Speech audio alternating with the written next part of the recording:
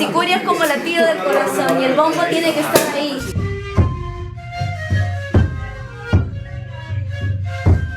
El sicuri es una orquesta de vientos que retumba el alma de quien lo soy. Es como el latido de un corazón.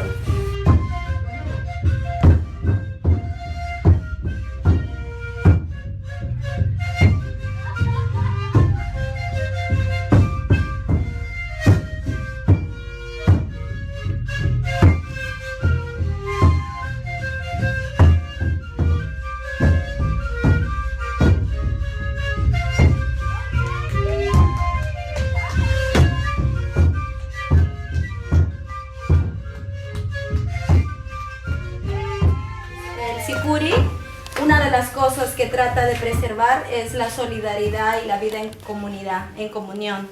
Entonces cuando nos miramos todos, sentimos que estamos más cerca, pero también sentimos que somos más iguales.